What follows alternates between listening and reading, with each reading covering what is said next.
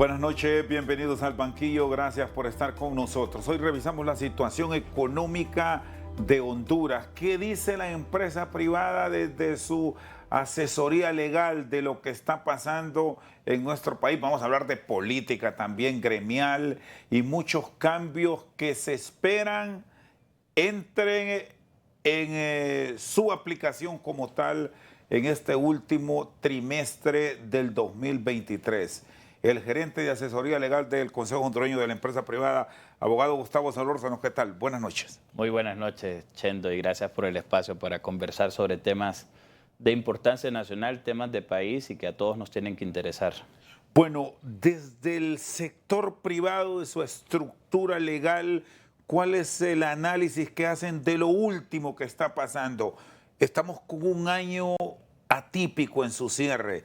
Esto de Costa Rica, sumado a los conflictos que como país se tienen a diario, no estaba en planes. Nadie lo imaginó que viniera a romper una armonía en medio de todo lo que vive la región buena que se vivía en materia comercial y legal, abogado. Esto se viene a sumar a la incertidumbre que hemos venido creando y generando desde una perspectiva interna, porque esta decisión del gobierno de Costa Rica es algo de que nadie se esperaba y que ha venido pues a complicar la situación comercial del país. Vemos de que a través de la medida de reciprocidad se aplica también una solicitud de visa sin ninguna excepción a todos los ciudadanos costarricenses. Esto ha generado muchos problemas. Se está todavía por definir la cantidad en realidad de que se está perdiendo a razón de este problema de tipo comercial, pero lo que es una realidad es que está implicando una barrera para ambos países, tanto para Honduras como para Costa Rica.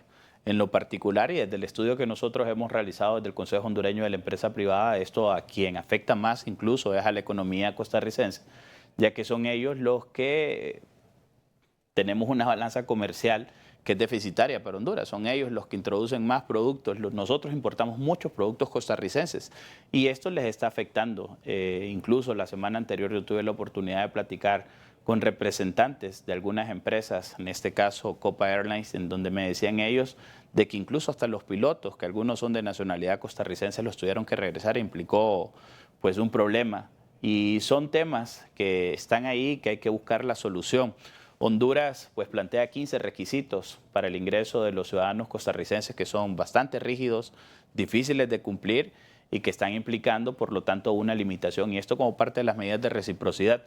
Yo he escuchado mucho sobre el tema y al final sí considero de que ha sido importante la medida que ha tomado Honduras, porque la manera como se tomó la decisión por parte del gobierno de Costa Rica fue imprevista, sin ningún tipo de consulta o notificación a lo que es el Estado hondureño. Por lo tanto, la medida de reciprocidad que se toma es una medida en donde se establece la misma condición, pero que ha implicado, sobre todo para el gobierno de Costa Rica, poner las barbas en remojo, ¿verdad? Incluso el mismo expresidente costarricense Arias ha expresado de que esto fue un error por parte del actual gobierno. ¿Y ustedes con sus pares costarricenses a nivel del sector privado han tenido la oportunidad de cruzar o intercambiar puntos de vista para que como gremio, y en este caso fundamental en la generación de empleo, hagan un planteamiento a las autoridades costarricenses que saben? Porque de Honduras, debemos decir, el canciller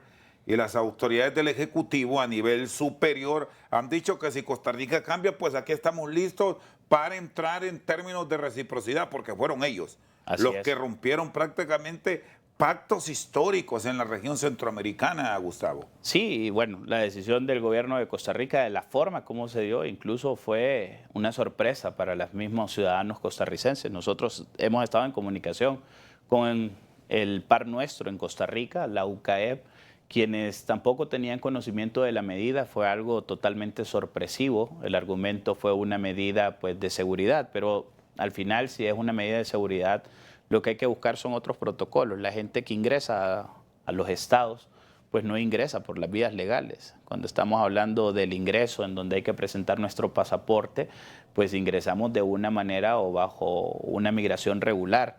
En el caso de la gente que ingresa a los estados o a los países, al territorio a delinquir, nunca lo va a hacer de esa forma, porque no es la manera de cómo dejan ellos pues rastro, tratan siempre de ocultarlo. Por parte de la UCAEP se han hecho las notificaciones respetando pues obviamente las decisiones que tiene el gobierno, pero señalando de que eso está ocasionando serios problemas en la parte comercial a los empresarios costarricenses, que son los que más están perdiendo. Bueno, y aquí hay un punto bien interesante, abogado Solórzano, porque el planteamiento que escuchamos de Costa Rica y que lo han reiterado hoy lunes incluso, es que todo esto se tomó como una medida preventiva por la llegada de grupos armados de Honduras a Costa Rica. Y bueno, usted lo plantea y todo el mundo lo sabe esto. Nadie que vaya con un propósito delictivo o a delinquir a un país se va a ir a registrar aquí vengo. Lo hace por las vías ilegales. No deja rastro y al final el protocolo que se ha seguido pues no es un protocolo correcto, lo único que están generando es una barrera. Esto incluso se podría ver hasta como una especie de justificar lo que está ocurriendo en Costa Rica, ellos por mantener una imagen frente al mundo de siempre ser respetuosos del tema de los derechos humanos, una democracia consolidada, del tema de seguridad. Los costarricenses cuidan mucho su imagen y pareciera entonces de que hay que buscar cómo responsabilizamos. Y esto lo digo con mucho respeto. Porque es decir, tirémosle la culpa a Honduras. Tirémosle la culpa a Honduras de los problemas de seguridad internos que nosotros podemos tener, pero la exigencia de una visa en razón de esto, pues en realidad no le va a solucionar ningún problema de seguridad. Lo repito, ninguna persona que ingrese a un estado con el propósito de cometer actos delictivos va a ingresar por la vía regular, migratoriamente hablando. Ahora, abogado Solórzano, había otro planteamiento también que no sé ustedes como sector privado, usted que maneja la parte legal, ¿qué sugiere como parte de las medidas de presión que se podrían adoptar para ver una flexibilidad de Costa Rica? Costa Rica ocupa más el territorio hondureño para su beneficio, porque ellos llevan productos por tierra desde la frontera sur de México, de Guatemala, de El Salvador, incluso pueden llevar de Belice y por supuesto de Honduras. Hablamos así rápido de 5 países, excluyendo desde luego Estados Unidos y Canadá, que es muy difícil, pero sí del resto de las naciones ellos ocupan moverse. Y es que ese es el problema que están enfrentando los costarricenses, por eso las medidas que tomó el Estado hondureño, en lo particular, pues las comparto, son rígidas, porque lo que están buscando a través de ese mecanismo de presión es que Costa Rica pues corrija el problema que ha generado en este momento, que es un problema que está afectando nuevamente, sobre todo a los empresarios costarricenses. Y la medida de presión que busca Honduras es ser rígido al final con todos los requisitos para el visado de un costarricense en Honduras, que eso no debería de ser. Es un solo mercado el centroamericano y así debería de manejarse. Y lo que estamos presenciando más bien es una situación en donde no nos estamos respetando como hermanos centroamericanos y que buena parte de todos esos tratados y acuerdos que hemos logrado alcanzar dentro de la región, pues los incumplimos. No es la primera vez que esto ocurre, no es la primera vez. A través de ciertas medidas que se dieron también durante la pandemia, pues pudimos ver este tipo de actuaciones unilaterales por parte del Estado costarricense. Sin haber llegado a lo grave que tenemos que enfrentar en este momento, porque ahora es, obtiene ese documento o no se mueva. Y son requisitos en donde usted tiene que ir a sacar incluso antecedentes penales, policiales, constancias del Ministerio Público aquí en Honduras. ¿Y cómo lo obtiene? Entonces, la pregunta es, ¿cómo lo obtiene un ciudadano costarricense? Ahí tendría que mandar un poder para que alguien le pueda gestionar eso. Es complicadísimo de que alguien o que un ciudadano costarricense pueda ingresar en este momento a territorio hondureño. Y las disposiciones que en su momento tomó Nicaragua podrían ser un ejemplo a seguir para evitar este tema de la visa, porque recuerdo hace unos años, hablando de disposiciones absurdas que han tomado algunos países de la región, allá no era visa, pero había que chequearse y mandar una notificación, soy fulano de tal, voy a viajar en tal fecha, quienes lo acompañaban, si llevaba vehículo. ¿Puede ser esto un término como de flexibilizar para no seguir prácticamente entrampados? Mire, al final, y lo vuelvo a reiterar, o sea, todo lo que es Centroamérica debería de respetar esos temas de integración centroamericana, tanto comercial como en la parte aduanera, con el tránsito de las personas, pues exigir la menor cantidad de requisitos posibles, porque todo lo que venga y complique en el tránsito de las personas, lo que va a ocurrir posteriormente es que se vuelve una barrera comercial. y las barreras comerciales nos terminan afectando a todos. ¿Y cuál es la afectación en realidad que se tiene? Ustedes han aproximado números, abogados, porque se habla tanto de cantidades que todavía no cuadramos bien las cifras. Escuché por ahí que 7 millones diarios de afectación para Honduras. Ya ahora se manejan cifras que van arriba de los 17 millones de dólares o incluso puede ser más. Es que los 17 millones de dólares es la cantidad que se maneja por el tránsito que usted mencionaba, desde Guatemala, El Salvador, Belice y todo el tránsito que existe dentro de las mercaderías, todo lo que termina afectando son los 17 millones de dólares según las conversaciones por diarios. Según las conversaciones que nosotros hemos logrado sostener y los análisis que también ha hecho la Gerencia de Política Económica de COEP. Y luego eso se puede llegar a estimar también en la pérdida para el Estado hondureño y también la pérdida para lo que es el Estado costarricense. Incluso nuevamente los pares, en este caso El Salvador, Guatemala, pues también se ven complicados. ¿Y qué les han dicho? ¿Qué notificación han tenido de Guatemala y El Salvador, que indirectamente se ven involucrados, aun y cuando El Salvador sí tiene una conexión directa con Costa Rica por el famoso ferry? El famoso ferry, pero es también una medida en donde el tránsito terrestre sigue siendo la mejor opción. Nosotros hemos conversado, existe lo que se denomina FEDEPRICAP y a través de la FEDEPRICAP pues se han sostenido conversaciones con las distintas cúpulas empresariales y todos muy sorprendidos, la verdad, por lo que es la decisión costarricense. Yo tuve la oportunidad de hablar con algunos colegas y amigos de Costa Rica y ellos no están de acuerdo con esa medida. Sin embargo, vimos las declaraciones del presidente de Costa Rica en donde él defendía y se aseguraba de que primero era la vida de los ciudadanos y posteriormente lo comercial y que iban a tratar de analizar, pero nunca habló de una manera inmediata, sino en los próximos días, incluso que pueden llegar a ser meses, pero durante todo este tiempo se está afectando comercialmente a toda la región centroamericana.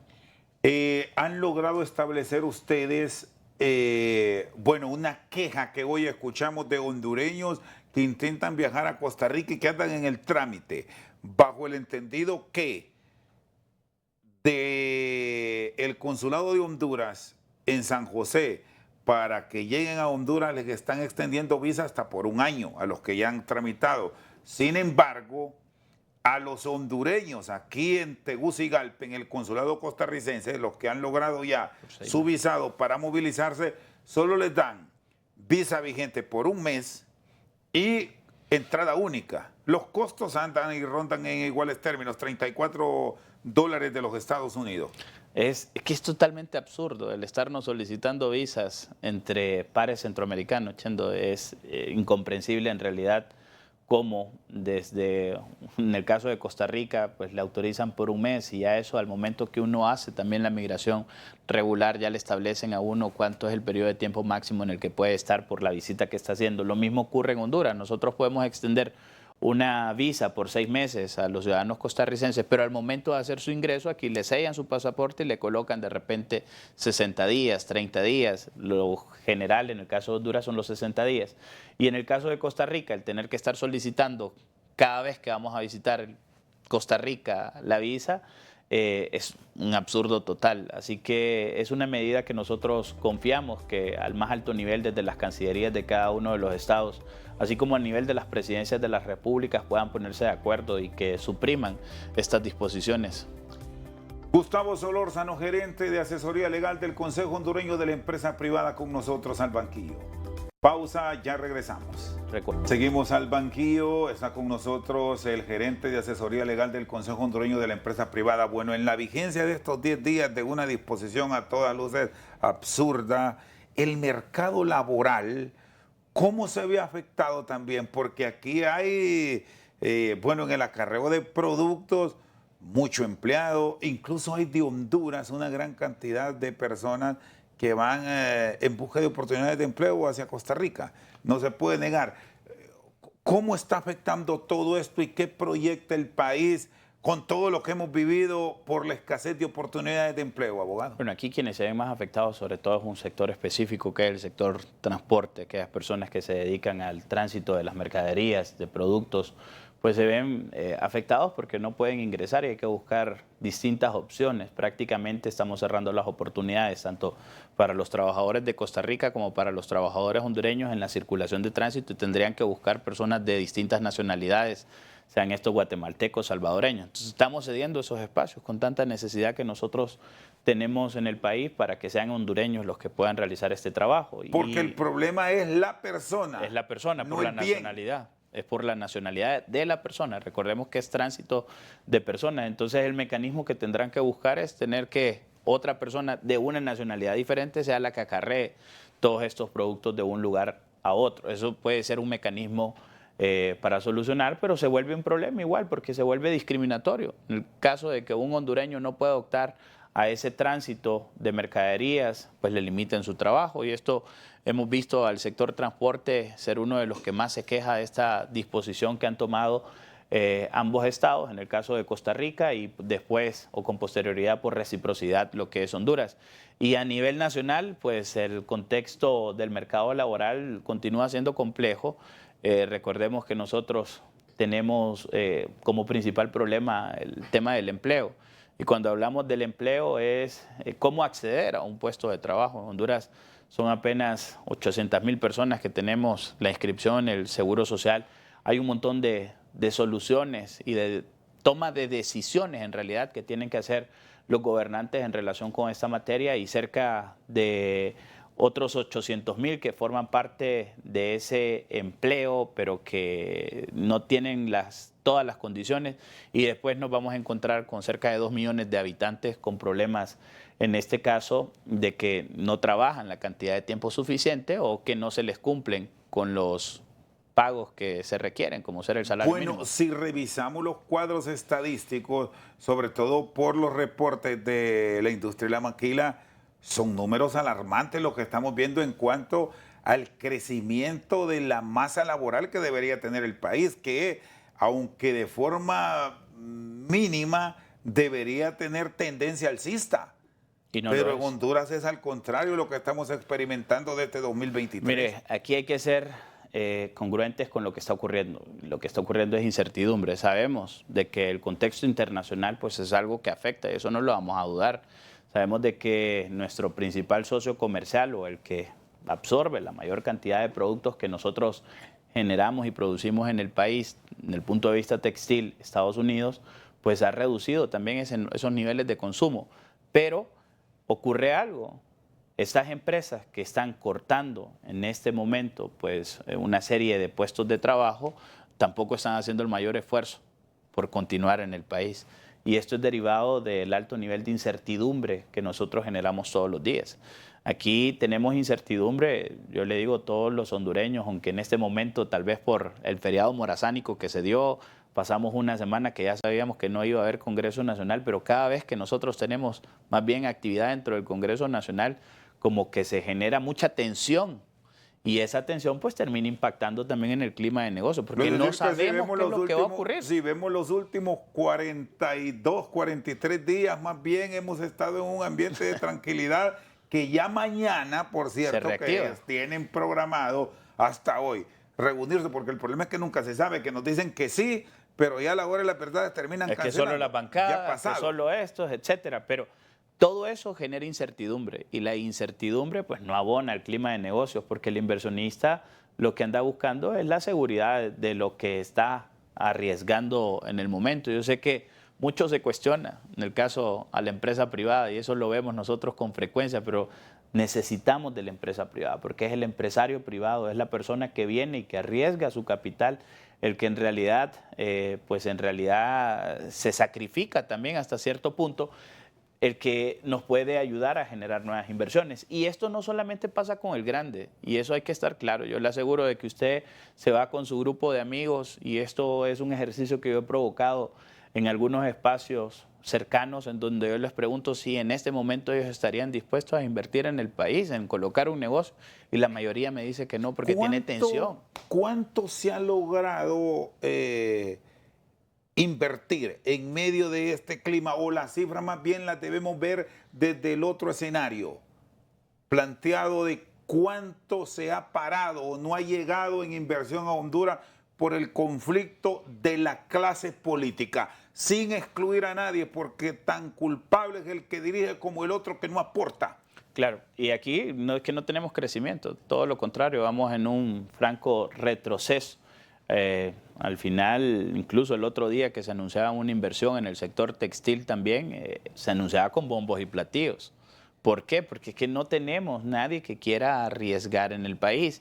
Y también se da otro fenómeno de que muchas empresas grandes, recordemos que Honduras es una economía relativamente pequeña, es un mercado pequeño, y muchos inversionistas, sobre todo extranjeros, que lo que hacían es que dejaban sus utilidades en reinversiones en el país, ya no están reinvirtiendo, porque hoy sí ya está el mercado topado, ya no da para más.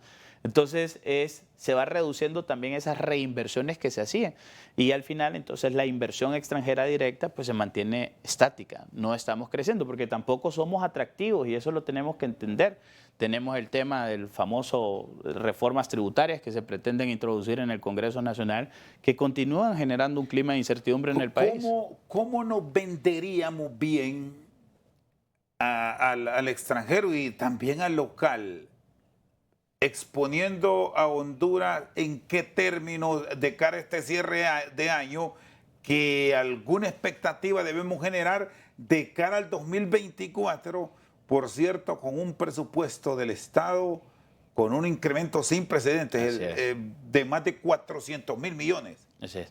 La forma como cualquier Estado se vende bien es con la seguridad jurídica. Y es algo que nosotros no estamos implementando en Honduras. En Honduras vivimos un clima de incertidumbre, es un clima de inseguridad continua desde el punto de vista jurídico. Y ese es el mejor aliciente para cualquier inversionista. Incluso, yo he tenido la oportunidad, y esto se lo digo, incluso con inversionistas costarricenses hace aproximadamente unos meses, 3, 4 meses, que yo estuve reunidos con ellos. Y ellos querían, porque parte de los productos justamente alimenticios que ellos producen en Costa Rica, les sale mejor, en lugar de estarlos teniendo que exportar desde Costa Rica a Honduras, producirlos aquí. Pero ¿qué nos dijeron ellos? No colocamos la planta porque Honduras es un país en donde no sabemos qué es lo que puede ocurrir.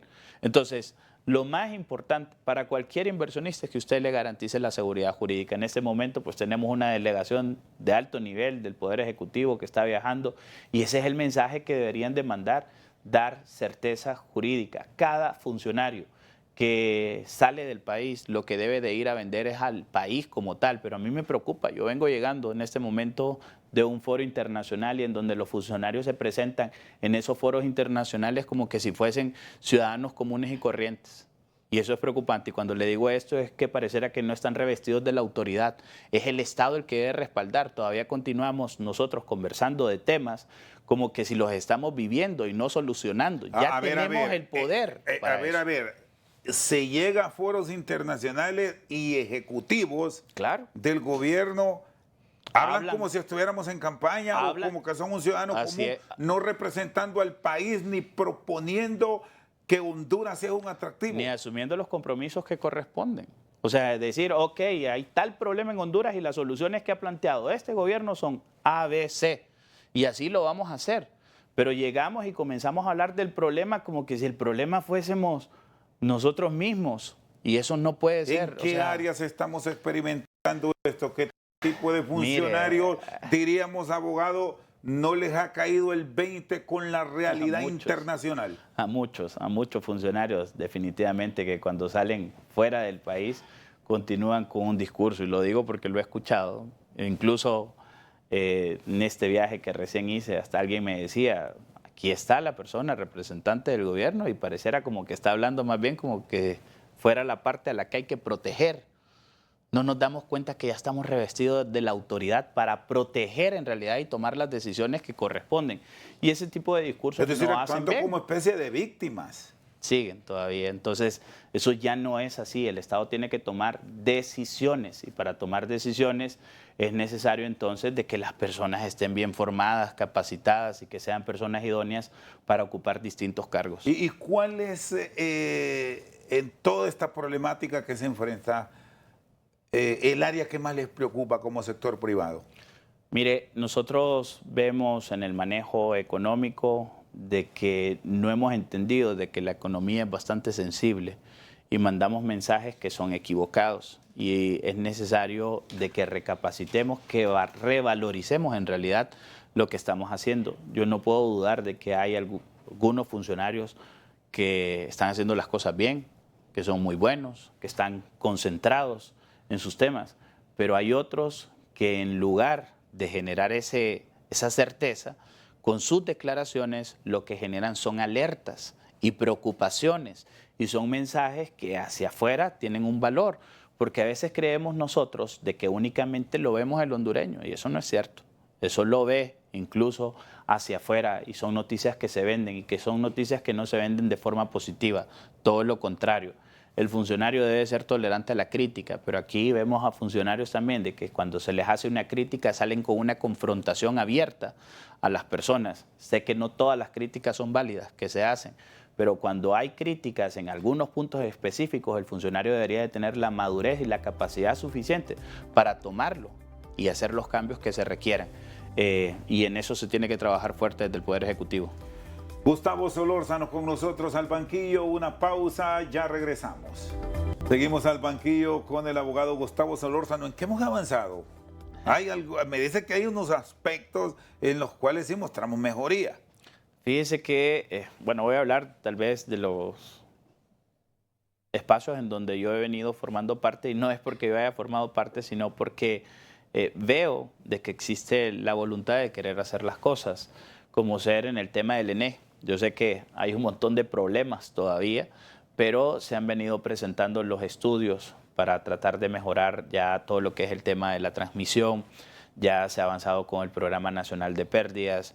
Existió la transición, gracias a Dios, entre la EH y la ENE, que no es la mejor, pero ha sido óptima. Gracias a Dios no hemos tenido problemas. Uno de los riesgos que se corrían aquí era un tema importante como es la recaudación de lo que es la parte ya de la comercialización de la energía, y se ha mantenido pues estable. Ahora es necesario mejorar esa atención al cliente que hay que brindarle a cada uno de los usuarios abonados de la Empresa Nacional de Energía Eléctrica, pero me agrada mucho la noticia de que ya se han autorizado las inversiones necesarias para todo lo que es el tema de transmisión, y esto que implica pues obviamente la reducción de pérdidas que son conocidas como las famosas pérdidas técnicas.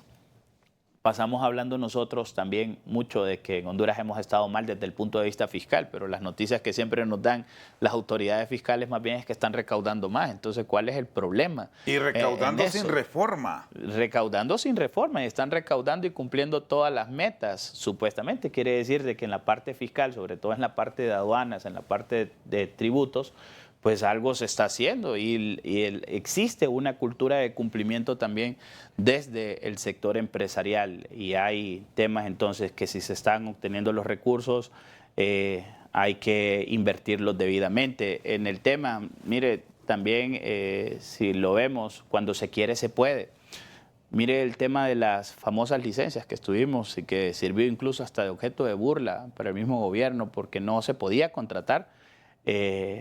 La Secretaría de Seguridad, y ahí también pues alabamos el trabajo que se hizo, porque cuando ya se contrató a la empresa de inmediato, incluso están prestando servicios sábados y domingos en horarios extendidos. Entonces, cuando llegan los funcionarios que quieren hacer las cosas se pueden hacer. Y por cierto, Gustavo, ¿qué implicaciones tendrá ahora que entramos a la discusión del presupuesto de la República, ya con un proceso de socialización que arrancó hoy, visto en los próximos días el retorno a sesiones del Congreso Nacional, la discusión o no de la ley de justicia tributaria? ¿En qué puede incidir o no en la estructura financiera y política del país esta discusión? Más bien va a afectar, porque parte del problema que hoy en día tenemos es justamente la incertidumbre que se creó por meses a razón de ese tema. Y aquí hay que aclarar algo, no es que los empresarios no quieran pagar impuestos, los empresarios ya pagan impuestos. Lo que pasa es que aquí hemos creído y hemos venido y hemos querido satanizar sobre todo a un grupo de empresarios que son los grandes, señalando de que no pagan impuestos o que no corresponden. Y claro que pagan impuestos. Lo que tienen ellos son una serie de incentivos en ciertos aspectos para que ellos puedan también apostarle más a las inversiones en el país. Pero los impuestos se están pagando y se están recaudando. Y luego vamos entonces no solo a eso, sino que decimos, ah, no, pero es que no solamente son las empresas, son los dueños de las empresas, y comenzamos a hablar entonces de familia, que eso ya se vuelve más un discurso de tipo ideológico. Hoy por hoy, por lo menos nosotros hemos mandado distintas notas a lo que es el Congreso Nacional requiriendo lo que es el dictamen de lo que es este proyecto de reformas tributarias en el país, porque para mí no es una ley de justicia tributaria, y no se nos han presentado. Nunca se ha presentado tampoco relacionado o a la par de este proyecto un estudio que diga cómo va a mejorar en realidad. Sabemos de que hay que tomar decisiones en todo el tema de las exoneraciones. Nosotros siempre hemos estado claros en eso y siempre hemos hablado con el gobierno de que hay que tomar las medidas, pero que esas medidas en realidad es a través de una mesa de trabajo válido, de que el gobierno pueda adelantar el trabajo, pero después hay que sentarse, dialogar y ver en realidad, pero no simplemente irnos con la mayoría. Si es que aquí el problema, fíjese que tenemos una canasta básica de más de 200 productos y de esos 200 productos hay un montón en realidad que están exentos del pago del impuesto sobre ventas y que eso también está afectando. Y no estamos hablando de los productos esenciales de las personas, con los cuales vivimos día a día, sino que son muchos productos suntuarios que se han incorporado dentro de la canasta. También un montón de instituciones que gozan de estas exenciones fiscales y que constituyen la mayoría de todo eso. Y es ahí el problema, y eso no lo aborda la famosa reformas tributarias que se están planteando, sino que nos hemos concentrado en un discurso en decir de que las grandes empresas no pagan impuestos y que estas grandes empresas entonces afectan al fisco. El problema, y se lo digo, lo tenemos incluso en lo que es el tema de la informalidad, y aunque no les guste escucharlo, tenemos que tomar medidas con la informalidad. Reciente, cuando iniciábamos su programa, yo le decía, en el Seguro Social no fomentamos la incorporación de las empresas, en el RAP, en el Infop. Cuando usted va a estas instituciones y le dice después de que ha emprendido, de que quiere formalizarse e inscribirse en estas instituciones, ¿sabe cómo lo reciben? Ok, págueme desde que empezó a operar. ¿Quién va a hacer eso, Chendo? Sí que tiene que pagar incluso lo que usted dejó de pagar como empresa y tiene que pagar lo del trabajador. Entonces lo que estamos haciendo de manera injusta es negando incluso el derecho de los ciudadanos a poder formar parte de la formalidad. O sea, ahí la responsabilidad es directamente del Estado, en la Secretaría del Es el Estado Trabajo, porque no toma las medidas.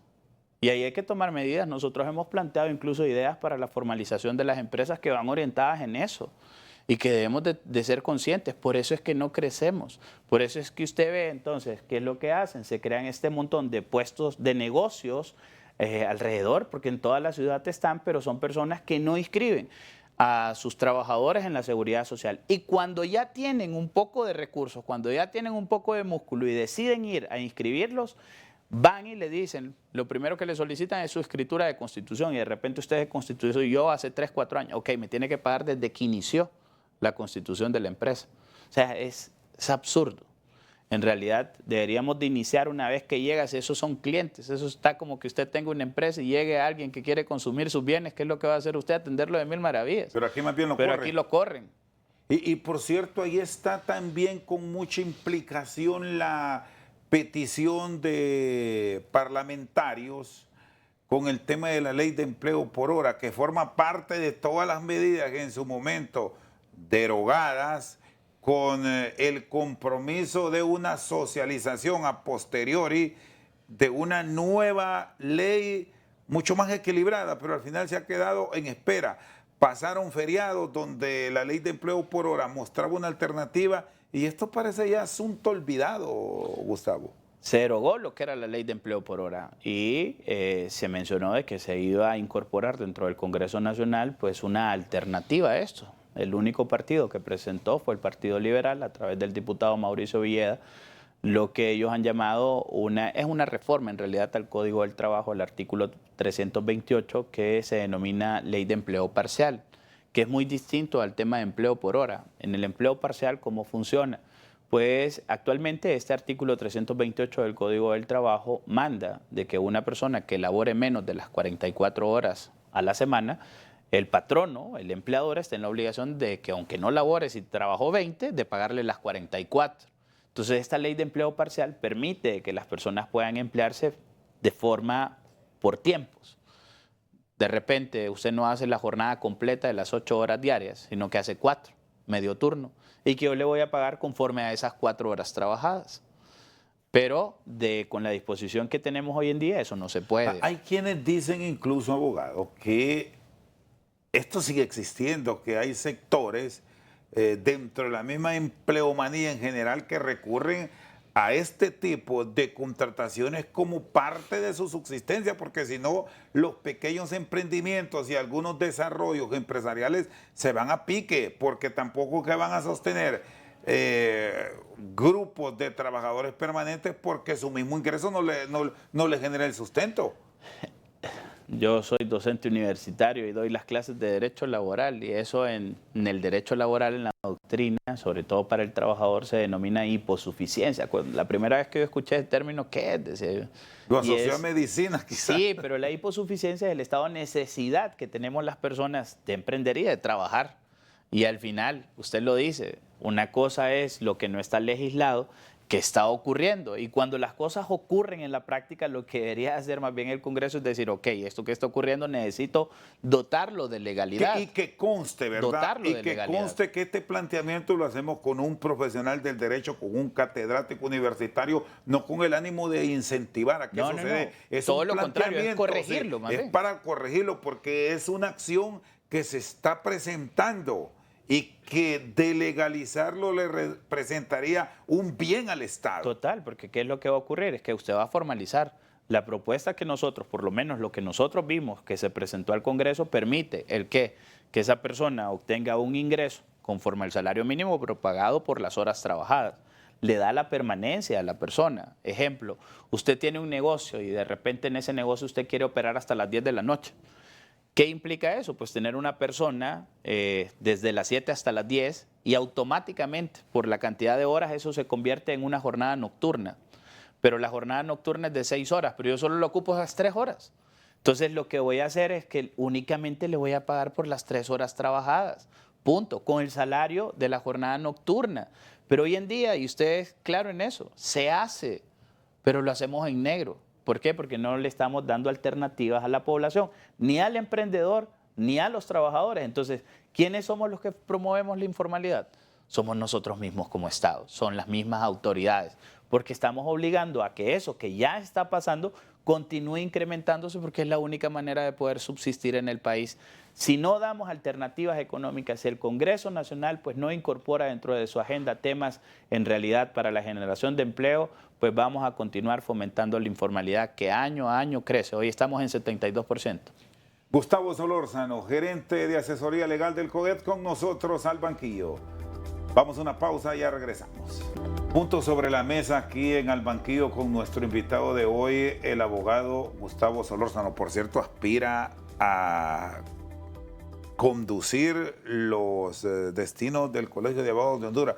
¿Es difícil estar en un lado y estar en otro? Sí. ¿O más bien se terminan complementando y se enriquece el acervo, abogado? Fíjese que gracias a Dios, pues la experiencia que he venido adquiriendo me permite el tener un contexto claro de lo que queremos. Y sí, es un trabajo adicional que lo estamos desarrollando fuera del horario de COEP, siendo responsables, pues estamos visitando distintos capítulos los fines de semana, pero siempre en conversaciones continuas, fuera de los horarios de trabajo y sosteniendo reuniones. El Colegio de Abogados, pues es otro trabajo. En su momento, pues vamos a tomar y ver las condiciones que se nos presentan. Obviamente es un cargo directivo y en la parte de la dirección, pues la junta directiva tiene su presidente, que es el cargo al cual yo estoy aspirando y que esperamos llegar para tomar las mejores decisiones, y administrativamente pues el colegio se maneja, pero sí implica bastante tiempo en su momento. ¿Es de mucho riesgo el ejercicio del derecho en las diferentes áreas?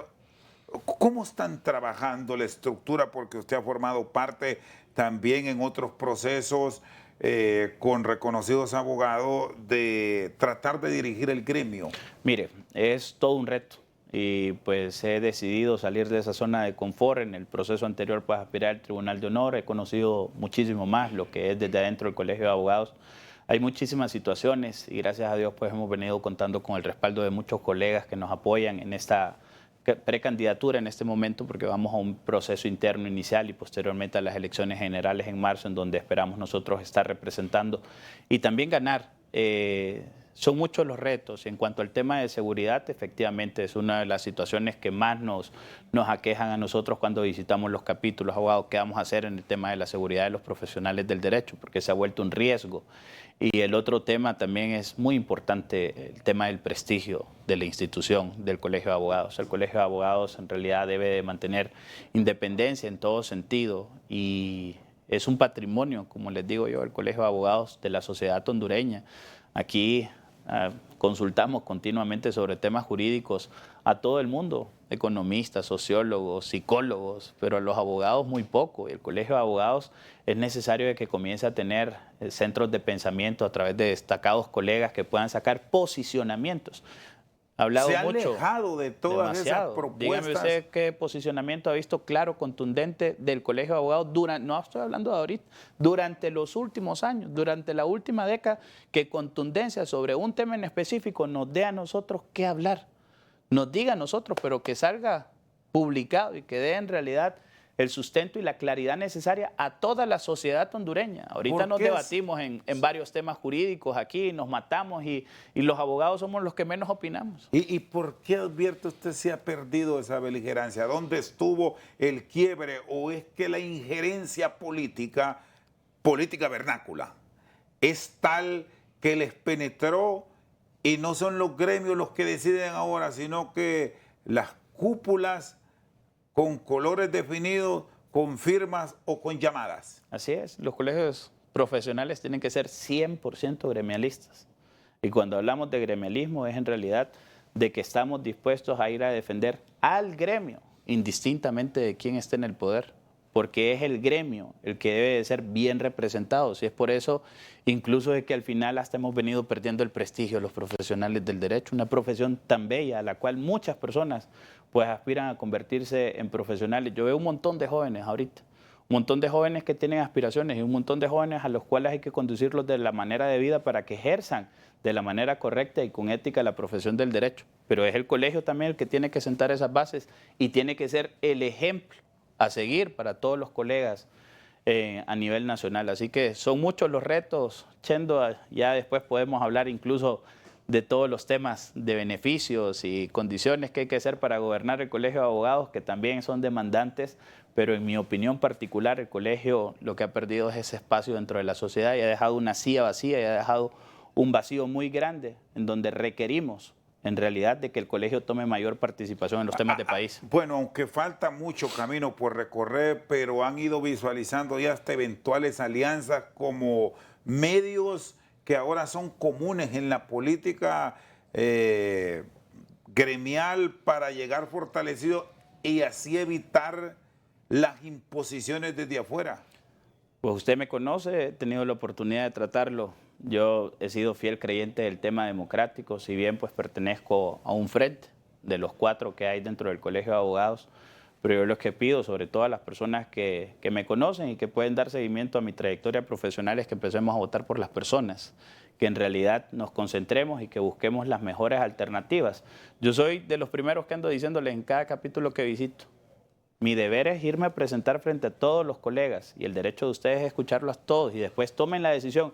Es muy importante y yo en la política vernácula promuevo mucho lo que es el voto informado, que la gente vote por las personas y que esté informada de todas las personas. Y desde en este momento, el paso que estoy dando al Colegio de Abogados, yo también con mucha transparencia les digo, investíguenme, averigüen sobre mí y al final pues tomen la mejor decisión. Vamos a presentar nuestro plan de gobierno en el mes de noviembre, que es un plan de gobierno estructurado para los próximos 2 años, pero que también hay que darle continuidad para los siguientes gobiernos que vengan.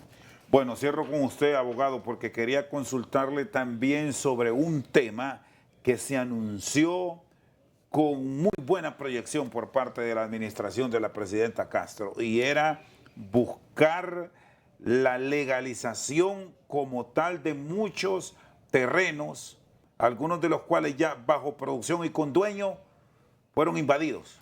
¿Cómo terminó todo eso? ¿Se ha logrado avanzar? ¿Se han logrado los desalojos? ¿La legalización? ¿Cómo estamos? ¿Se dejó de hablar? Usted me hacía una pregunta también sobre cuáles son los avances. Nosotros en su momento, cuando se anunció la Comisión Agraria y de Normalización de la Tierra, pues fue algo que desde la presidencia del Consejo Hondureño de la Empresa Privada se reconoció el interés de poder subsanar, de sanear este tema de lo que son las invasiones de tierra, pero es algo que se creó la comisión. Nosotros tenemos conocimiento de que se han venido realizando una serie de reuniones, pero hasta ahí quedamos. Y no tenemos más conocimiento de los avances, lo que hemos escuchado, e incluso hemos mandado también oficios al representante, sobre todo de Lina, que nos informe de cuáles son los avances que se han tenido. No hemos tenido pues la retroalimentación correspondiente y está parado. O sea, prácticamente en punto muerto. Estamos como inició totalmente. Al inicio sí se empezaron a tomar algunas acciones desde la Secretaría de Seguridad, pero del tema de las usurpaciones sigue siendo un problema. Y usted también dentro de la entrevista del día de hoy, uno de los grandes problemas, yo le decía, seguridad jurídica, y la parte de la seguridad jurídica es el respeto al derecho de la propiedad privada, que es algo que en Honduras lamentablemente no se ha venido cumpliendo en los últimos años. Bueno, de hecho, hoy incluso se dio cuenta de un hecho violento en uno de estos sitios donde ustedes han reclamado la presencia del Estado y de la autoridad para salvaguardar la propiedad privada en el sector de Colón, que es donde todo esto arrancó y se volvió general para muchos sitios del país, Gustavo. Se volvió un problema y de hecho, cuando no se toman las medidas adecuadas en los momentos oportunos, lo que usted genera entonces es que incluso en muchas zonas se creen asentamientos humanos. Y ya después de que logró resolver el tema, llega 5 o 10 años después y cuando ya quiere hacer el desalojo es imposible. Y entramos entonces en un tema de derechos humanos y otra serie de derechos relacionados también, en donde ya no es tan fácil por no haber tomado la acción inmediata y no haber respetado el derecho de la propiedad. Estamos nosotros bastante claros de que esto es un tema que implica tanto el derecho penal como el derecho civil, pero en el derecho penal es necesario porque hay personas que ya de oficio se están dedicando al tema de usurpar tierras, que ya lo hacen. Eso no son reclamaciones agrarias, ¿verdad? Sino que hay gente que se dedica a ir a apoderarse de las tierras y posteriormente engañar a terceros de buena fe vendiéndolas. Abogado, muy amable. A la orden, Chendo, y gracias por el espacio. El abogado Gustavo Solórzano, gerente de asesoría legal del Consejo Hondureño de la Empresa Privada, con nosotros al banquillo. Por su sintonía, muchas gracias.